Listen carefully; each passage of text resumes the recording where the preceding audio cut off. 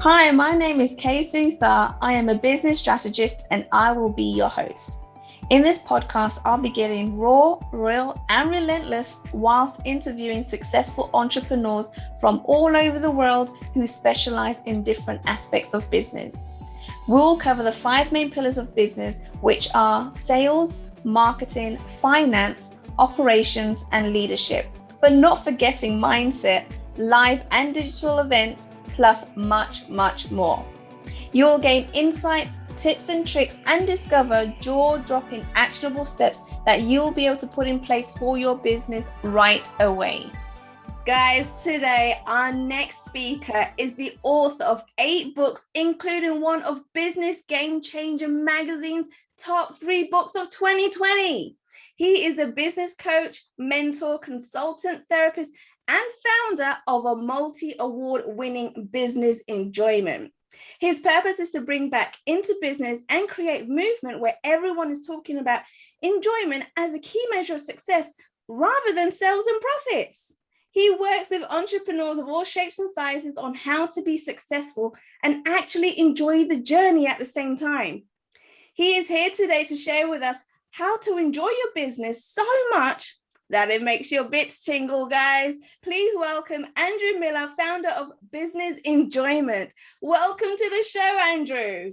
Thank you, Kay. It's great to be here. Good to see you again. And looking forward to this conversation. Oh, definitely. So I have come onto your podcast. We've had a conversation as well several times about what you do, what I've been doing. And I knew that I had to have you on my podcast because first of all, your even catchphrase, right? You like to get people's bits tingling when they do business. I was like, oh my God, what is that all about, right? And then when you kind of explained to me what that meant, I was like, right, I need to have you on this show because there's so much value and golden nuggets that you give to people about business that people need to hear it. So many people need to hear it, right? And so what I would like to do and how I structure this podcast in every episode is to find out a little bit about you and what you were doing before you got into business and how that transition came about. Yeah, no problem at all. And it's part of the journey. It's part of everything that I do is my background in many ways. So it seems quite odd as to what I did before. It may not sound that obvious, but take it through this. I used to be an accountant. Hooray. Very specifically, I actually used to be an insolvency practitioner. Ooh. And now, depending on what our audience members are, if you're in a Commonwealth country, you'll be familiar with the system we have in the UK. But if you're in America, it's slightly different. But the bottom line is, in this country, if a bank lends money to a company, it's kind of like a mortgage on the house. They've got to keep payments up on their money, or else the bank can repossess it. And that's what can happen when a company goes bust. The bank takes control of that company and brings in a firm of accountants to run it for them to realize the money effectively. So my job for the best part of 17 years was spent running businesses. You take ownership of that business, you get really hands-on involved with it. It's not just sort of sitting in a boardroom making strategic discussions. You're out there, negotiate with customers, getting creditors and suppliers back on board, working with the team members and that kind of thing, and actively running it, trying to keep the thing alive, try and get it back up and running again, and hopefully sell it and save all the jobs. Wow. So that was a firm called KPMG, which you may have heard of, one of the large accountancy firms. And I did that, best part of 17 years in this country, around the world. I was working in Australia for a couple of years, working in the Far East. So quite a lot of experience. And so getting this aspect in every single element of business and law and HR policies, and had to get involved with every single bit of it. So brilliant experience. But had that realization moment that I could do it, but I wasn't really enjoying it. Right. And the satisfaction wasn't there, and you got a buzz when you're in the job. But I knew I didn't want to be there. I wasn't going to be where I was going to stay for the rest of my life. Right. And of course, I knew what I didn't want to do. Well, what the hell do I want to do? And that took a little longer to find out. But obviously, I've been getting into leading teams and getting much more into the personal development sort of thing. So that led me down to the coaching route as I started getting involved in that area of stuff. But finally made the decision to jump out about 10 years ago, which is over 10 years ago now. And when I started, my very specific niche was helping those business owners that were losing everything, that were watching everything that they built collapse in front of their eyes, and help them deal with the emotional side of things. So obviously I understood the business side of it, but what's going on in their head is quite significant, because it's a trauma. It's like a loss of a child. It's like, it's serious stuff, and it has impact on confidence and identity and all these sort of things. So I focus very specifically in that area to help people back up, and that's what my first book was around, the one that won the award and all these sort of things. But then I was working with other people as well, because your niche, but you work with all sorts at the same time. And I was working with other people who were doing okay, and when I was networking, and what I noticed was that it kind of didn't matter where people were in their success journey. People were still getting stressed or not really enjoying themselves or whatever it was. And I remember interviewing millionaires, and they were being treated for stress, anxiety, depression, all these sort of things. It's like, look, I've just come to this guy who's lost everything. Of course they're miserable. They've got an excuse. What's yours? Right, exactly. So what was going on with them there then? Well, this is it, because business life is primarily focused. Our definition of success in society is how much money do you make? Right. What's your sales? What's your profit? And you can see it all the time you get those emails through and the stuff on LinkedIn and that kind of stuff. Get your six-figure business, get your 7-figure business, It's all about making money. But isn't that what business is all about? That's why people decide to build their own business, so they can make more money than they would do if they were employed, right? I have nothing wrong with money. I know it hurts when you get it wrong. So this is not an anti-money rant, but it's when you only focus on that. Right. You miss out on everything else. And this is what's been going on with everybody. So it's like, because it's been primed, that's what you need to do. Then all the sacrifices, they're losing relationships with their family, or they're working with people they shouldn't be working with just because they pay. And so you're working with a total idiot that winds you up. You actually, you think, oh God, I got to face that person today. Oh my God, I don't want to talk with them. Whatever it might be. And of course, anybody that's run their own business will know, once you've stepped out into the limelight to be yourself, it throws up all this stuff you didn't even know was there. You're the center of attention. You've got to sell yourself. You've got to be out there and there's always, no one just comes in and goes, oh, this is easy. There's always something in there which is going to tap into some deep hidden fear you never knew existed. So you really get deep with people. And so I'm trained in a number of different therapies and stuff, and I found I was really good at it anyway when I was, obviously starting in KPMG, when I was working with people with whatever issue they might have, and then working with these people going through really traumatic situations. Partly probably because of the training, but when you're in insolvency, you're quite good at distancing yourself. You don't take stuff on personally. So I was very good at being able to keep that slight distance, so I can let that person be what they need to be without it impacting on me, and then I can help lift them up and steer them. So I've got into some conversations can get very deep. I mean, I've had conversations with people about sexual abuse, rape, suicide, these sort of things, and that is the part of a lot of people's lives, but it's never shared or never talked about. But it shapes who we are, and it impacts on what we do on a day-to-day basis. So tell me this then, because I mean, the kind of things that you're helping people with, you said suicide and rape and those kind of things, is not small detail. This is huge. So I know that there's some coaches and consultants that struggle with the fact that when people come out with this and they get very vulnerable and they tell you what's been going on, how do you not let that affect you? Because a lot of coaches allow it to affect them, right? They take it with them, they carry it with them. How do you stop that from happening?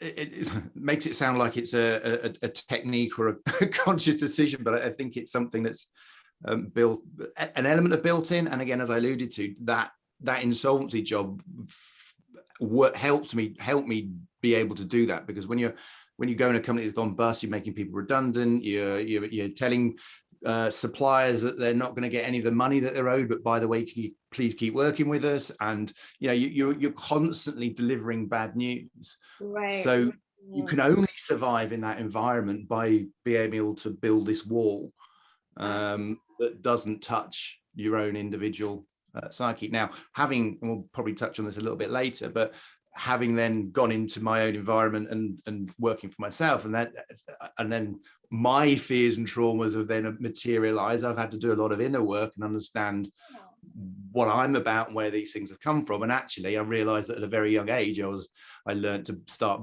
bringing walls up and not, which on that level makes it difficult to build really strong relationships with people. I mean, part of what we need to do is let those walls down to show those vulnerabilities and allow the right people into our lives, but we can often just put them to one side. So there's different layers in there. It's not going to be a quick answer. How long do you want? All right, we'll leave that one there. There's still a lot more to go through. So now, I did mention in the intro, you allow people to enjoy the journey of being on the business, and at the same time enjoying it so much so that it allows their bits to be tingled. What does that mean to you? So again, slightly multi-layered elements of it, but the key thing in terms of there is that element of it's a nice strap line, obviously, whatever, but ultimately underneath hitting it is the key element for me in terms of business enjoyment. So I developed what I call a business enjoyment model, which has various things in place. Is that you really do need to make sure you're keeping an eye on and you've got in place. So as I say, that you obviously got to look after your finances, you've got to look after your mental health, you've got to be working with the right kind of people, you've got to feel good about the stuff that you're doing, all these things that just need to be kept hold of. But the thing that really lifts things up and takes you to another level is sort of the sense of purpose, the sense of meaning, the connecting that why through to what you do. And when you can get the business that you do connected to something that has real meaning to you, right, then you sort of, everything changes. You get into this state of flow so much more easily because you just know why you're here on this planet, and it all makes much more sense. And when you're in that state, all your thought processes align. So we traditionally we're in that concept of we think with our brains, we think with our heads, very head thinking society at the moment. But most people now are aware, and it's a lot more common that we think with our gut, we think with our heart. And sometimes when we've got a decision, we can actually ask each of these sections and think, what should we do? What does my head think? What does my heart think? What does my gut think? And we might get differing opinions sometimes. We've got to sort of listen to all of these things to try and form a balanced opinion. But when you're in purpose, these all align. It's like, there's no argument. We know what we're doing. We're going in the right direction. And it's like a lightning bolt coming. Okay. And I call the three things, I call them your brain, your tummy, your soul. So collectively, using the initials of your brain, your tummy, and your soul, they're your bits. Right. Oh, okay. Find your purpose and it all comes through, then your bits are tingling. Oh, that makes complete sense. Oh, I love that idea. Okay. So tell me this. How do you help people find their passion? I think this is the biggest thing that people struggle with. So in order to enjoy the business that you're building, you've got to be passionate about it. So how do you find that? Well, I think you've got to delineate a little bit, because there's the passion about the thing you do. And I think most people, because it depends where you are on your journey, and this is the key thing. So if you're at a point where you don't know what to do, and been made redundant, just left your job, which was a point where I was at. I said I was at stage where I knew what I didn't want to do. There is an element of trial and error. I mean, this should be, but ideally, the thing you do should be something you enjoy doing, and that's. If you don't know what that is, you just got to try different things till you find it in many ways, and give things different goes. But the other side of it is the getting connected to the purpose. So the whole point about purpose is it is making a difference for somebody other than yourself, something bigger than you. So most of what we do is internally generated. So how can I how can I work with the right kind of client? How can I make more money? How can I make sure I'm okay and I'm enjoying what I do? That's all very worthy. The fact that it's self-centered, that's not an issue. This is not about, there's no judgment on that. We need to do that. We need to look after ourselves. And sometimes we're very bad at it. So we absolutely have to look at ourselves first. And that gets us up to what I would say, you can be happy when you do that. Yes. The sense of enjoyment is when you start stepping outside of that and it starts doing something for somebody else, and it doesn't have to be a person. It could be a region. You could be passionate about the where you come from. You might be a proud Yorkshire person, and everything you do is for the town of Barnsley or the county of Yorkshire, whatever it might be. But it's something over and above yourself. So it gives you a different focus, and that doesn't need to be connected to the work that you do. It doesn't. It doesn't, or it doesn't need to be the same as. So, I'll give you an example. I know what people are like. Don't shoot me if you don't like this particular individual. I'm using them as an example, and you might not believe it. Let's use the image. I'm going to run with Bill Gates. I know there's a lot of words about Bill Gates at the moment, or whatever. But whatever you think of him, and whether you believe it or not, on paper, there's a lot that he's doing with his foundation, with trying to cure malaria, and I know we've got rumors about the chips, but actually he's trying to do a lot of good in the world, sort of thing. Right. And he's able to do that with the funds that he's created. Now that's got nothing to do with computers. That has absolutely nothing to do with the laptop on your desk. Right. Okay. Yet one has enabled him to do the other. Right.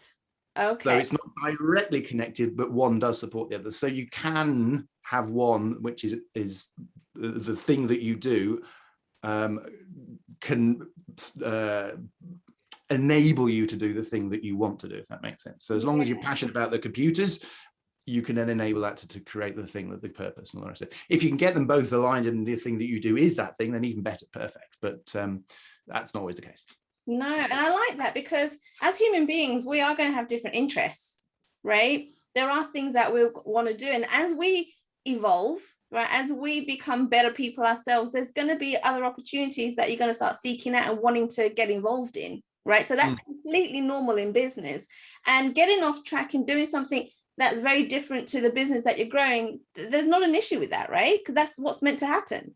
Absolutely. And if there's something you're a freaking genius at and you love doing, great, do that. If that enables you to get enough money and get enough time so that you can spend 1 day a week, 2 days a week working for a charity, setting up a charity or whatever that might be within the area that really means something to you, not just a charity for the sake of it, but it's something you're fully connected to, then you're aligning what you do with a purpose, and suddenly you understand why you do it. It makes sense. It all fits into place, and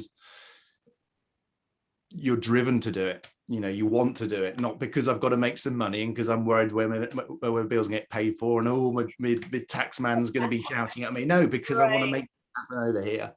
Yeah. And I like the fact that you said as well that, you've got to look after yourself before you start looking after everybody else. Right. Now, that is such a huge key, right? Because if we don't look after ourselves physically, mentally, emotionally, there's no way we're going to be capable of looking after anyone else, right? Including our families, people that depend on us, right? Let alone the rest of the world. Yeah, we've always been brought up in this society of don't be selfish, always look after others and this kind of stuff. And we find it hard there's so many people that feel guilty when they take a day off. Yeah, that's true. And it's like, I can't switch off and this kind of stuff. And then you're heading for burnout. But what you're saying is that we have to look after ourselves, right? That is so important that we do that. And coming from the notion of we've got to look after others first before, we put ourselves first is actually incorrect. Yeah, it's a dance, it's harmony, it's getting the synchronization right. So, a successful business really will come from knowing what the problems are that I'm solving. Right. Okay. In a nutshell, that's what a business is. It's a systematic way of solving problems. That's what a business is. Right.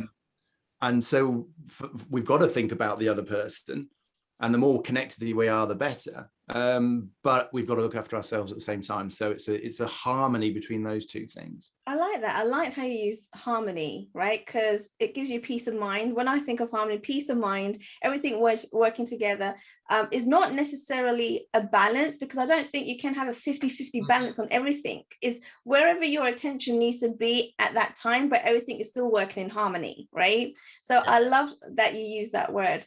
Now tell me this, Andrew. What qualifies you as an expert in this field? Well, I made it up, so I'm the only one that does it. So again, that's a good thing when you're in business. You can create whatever you want to create. Business enjoyment now, isn't it? Doing it? No.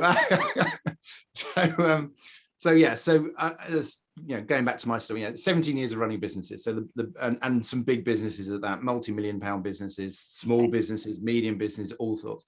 You name an industry, I've probably been involved in it. I've built oil rigs, bingo halls, fashion designers, anything, everything. So I understand the business concept. I understand what it's like to be in a position of pressure within a business. That's my entire corporate year was in that corporate life was in that space. And I understand people. I've done a load of stuff for myself to understand who I am, but I've got all these deep change therapy things that I've learned, and to understand exactly how people think, how the brain works, how we tie ourselves in emotionally from things from the past, what other people say, how we get caught up in our own identities as to who we believe we should be when it's not actually us. And so I've got all these different things that help us to align in ourselves properly, remove those barriers, remove those links. And not just your NLP type stuff. I mean, nothing against NLP, but it's things that eye movement therapies and inner child stuff and kinesiology and all sorts of stuff and energy. Oh my things. goodness. So, all different areas. Just a couple of things then. But the key thing for me is I asked the question. And I asked it about myself, and I asked it about other people. And one of the things around this sense of purpose, I've got my own definition of it, but we do hear a lot about this sort of find your why, your ikigai, all these sort of things. Yeah. But one thing I spotted was that most situations where you hear somebody about purpose, it's an inspirational speaker on stage telling, and you can see how they're fully connected to what they do, but it's always associated with some sort of trauma. Right. So it's always a case of someone's had a really bad start to life and they've clawed their way up to success through against all the challenges, against all the barriers, or they've had it all, they've lost everything, and then we get their journey back up. And those are the most of the person that was on drugs, the person that lost everything, the person that lost the use of their body, whatever it might be. This is not, and we're impressed and we're amazed, and it's fantastic. But what about if you haven't had any of those things happen to you? Well, so you have no sort of trauma, no negative experience at all? Have you come across people like that, Andrew? Well, herein lies the answer, is to a certain extent, is that we have all had trauma of sorts, but not everyone's lost their legs. No. Not everyone's been a drug addict. Not everyone's been an alcoholic. Not everyone has suffered racist abuse, sexist abuse, whatever it might be throughout their life. Not everyone's in that camp, or are not perceived to be. So, I mean, the example I give you in business terms, if in order to be successful you have to fail, it's a common mantra that said, you've got to fail 3 times before you can be truly. Does that mean that when you build a business plan for your next business, you put must go bust in 3 years' time? I hope not. Don't make sense, does it? It doesn't. No. So when I look at my life, it's like ultimately, I've had challenges. I mean, but it's been a nice life. I stable family. I've a privileged life, if you like. Hey, I'm a white male in a middle class in Britain. I've got laid on the plate. What have I got to moan about? How the hell do I find my purpose without having to have some sort of serious trauma? How does anybody have to find their purpose in business without having to have their business go bust, without whatever it was? And that's the question I wanted to ask, and that's what I sort of dug down, and that sent me on my journey to understand, as you say, that we all do have traumas through our lives, except as we've grown up as an adult, we don't realize they're traumas anymore because they're insignificant in the big picture, but actually they are still shaping us on a day-to-day basis. That's right. Yeah. Okay, awesome. I love that. So please, Andrew, please teach a principle to our audience that they can relate to and immediately apply to the business today? Okay, so I mean, certainly in the purpose sense, it's not a 5-minute job. What I want to do is get them to have a little think about themselves, reflect about themselves, particularly people who are driven, keen to do something, really want to, and if you're driven and not getting that satisfaction, this is perfect. But wherever you are, it's worth trying to understand. And most people that are driven are driven by one of three things. Might be a balance, but there's three things that usually drive people going forward. Fear of not having enough, fear of not being enough, or fear of not being accepted. Right. Oh, wow. So fear of not having enough, doesn't matter how much money I make, I'm going to need more money. I'm worried I'm going to lose it all. Constantly worrying about where the next pound's coming from. Even though I'm actually okay and I'm comfortable, I'm still worried about where the income's coming from. Must make more, must make more, must make more. Never ending cycle of pressure and stress that will never get resolved. Really, really successful business owners, multi-millionaires, billionaires, still under stress because they still don't have enough. Right, I see. I'm extrapolating it out there, but we can get it at all levels in that spectrum. Fear of not being enough. This is usually where we've got a situation, and again, it's one of those things that taught a lot of us in youth, and it's whether we take it on, but our self-worth is dictated by our output. Right, yes. If the business isn't successful, if the product isn't good enough, if the service isn't good quality enough, then that attacks me. And now we're into the world of perfectionism and imposter syndrome and those kind of stuff. So there are some perfectionists out there that create the most amazing things you'll ever see, you know, the sort of Apple product or whatever it might be. And everyone will look at them and be amazed. Oh, this is fantastic. And behind the scenes, that person is dying because they know where the flaw is. They know where the fault is. It's not as good as it can be. My next one. So again, great successes can come from it, but at the same time, that person is being continually not looking after themselves, you know. Right. Yeah. And then fear of not being accepted, and this was my thing, is belonging to the right kind of people. Fear of rejection, fear of being abandoned, whatever it might be. Right. And this is what happened. When I'd gone back and looked to things happened when I was younger, I found these sort of little incidences which should maybe build the wall up so I wouldn't get too close to people, so that I therefore wouldn't get rejected by them. Right. But at the same time, I became a people pleaser. So I wanted people, if I help somebody, they will like me. And so help people. So I become a helper. Yeah. And you a lot of the outcasts in society, or the people on the edge of the peripheral that don't feel like they belong, are constantly striving and fighting. So please like me, please like me, please like me. And again, can get incredibly successful people, but inside they're never satisfied, never happy, kind of thing. So what I would sorry. So what my invitation is to you, to the listeners, is try and work out which one of those feels most resonant. There'll be elements of all of them. There'll be one that will stretch out, that will stand out. And it might take a bit of thinking and running back and say, okay, why do I do what I do? Why did I did that? How did I before? Go back and back further and further. What was I like at school? What did I do to sort of like find friends, or you know, how did I behave? And see how far you can go back with it. Because if you understand yourself better, this won't create the solution, but at least you now know where the solution needs to be applied. And there's loads of stuff you can do to turn that into a positive. And then we can start looking at purpose from there, because the purpose will be like a reflection of it. You know, I want to help people like me, kind of. Right.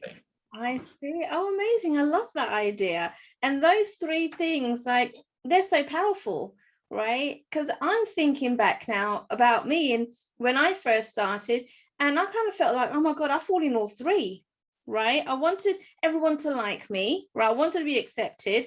I had that fear of, what if this doesn't happen? Or yeah, what if I'm good for a year and then that's it, I lose everything, then what happens then? You know, and I feel like I fit in every single one of those categories. So I'm so glad that you mentioned that, because those three are so powerful, and everyone, I don't know anyone that won't at least fit in one of those categories, right? And we will all have elements of all three, and I've certainly experienced all three. But there's, as you And it might be a bit more of a journey as you discover, but you can look back and you can notice as you go forward, one will stand out as being more dominant. Right. Yeah. So yeah, I've had perfectionist issues and I won't release anything until it's good enough, and but deep down it's the rejection.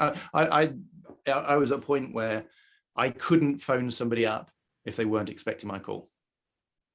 Even a friend, even if it was somebody I knew, I could not pick the phone up and dial their number and say, "Hey John, how are you doing?" if they weren't expecting my call, because in my head I was interrupting them. And if I was interrupting them, they would get angry and then they'd be annoyed at me and blah blah blah blah blah. Wow. Oh, okay. Oh God, even something as small as that. Imagine that.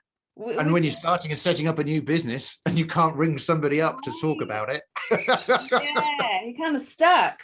Yeah. Wow. Okay. So Andrew, are you able to maybe go through or mention some of the recent success stories that you've had, maybe not too long ago? And I'll love to hear about that. Yeah. So I'll tell you, a lady called Gail, who's just come on through one of my programs recently, and we've been looking at that sort of purpose side of things. And she was in a position where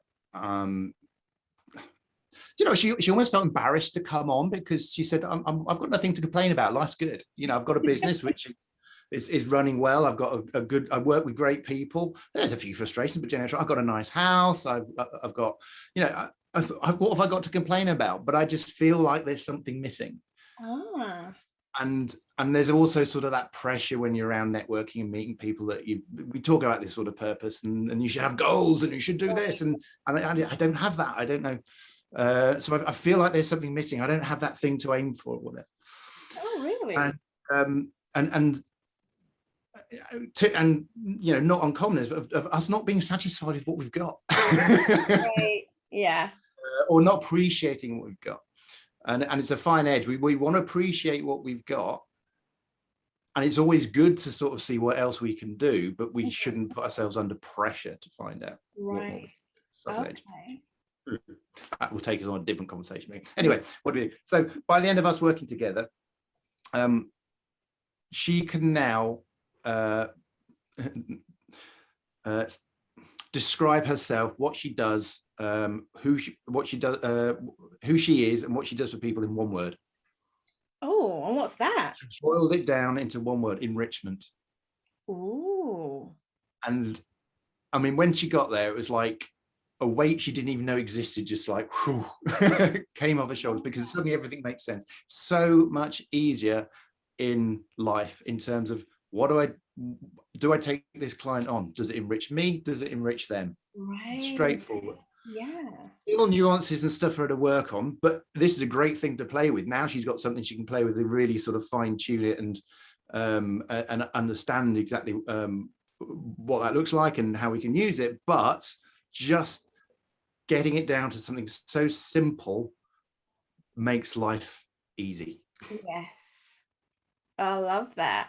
Awesome. So now she knows what her purpose is. She didn't necessarily know in the beginning. She built this business that was very successful, but what was the goal? What was her passion about? Right? What was well, the full purpose is still another step to get to. As I say, these things aren't always speedy, and sometimes maybe there isn't one. Maybe there isn't one, but it can be worked on now. Getting that base and getting things down to the core essence and knowing who you are in one word means that pressure's off, and then I can now enjoy the journey of exploring what this looks like. Okay, interesting. And the reason why I say that's interesting, because she's already built a very successful business. But yeah, just having that one word and knowing what she does and having that just described in just a single word meant so much to her, right? And relieved so much pressure from her that now she can move on. It's almost like that block has been released. That was one thing that was blocking her from getting to the next level. It's been released, and now she can move forward. Exactly. Amazing. And stuff that you sort of knew before now makes sense, and you can actually take it on board, and it frees you up to truly create the life that you want to create. So what you do for people is really give them these revelations, right? Is open up their minds, let them think outside the box, get creative, And that just kind of opens up more opportunities, more doors for your clients. And it's almost having that, oh my goodness, that aha moment. Yeah, right? and it's always connected to something inside. So, our journey through business is a journey through self.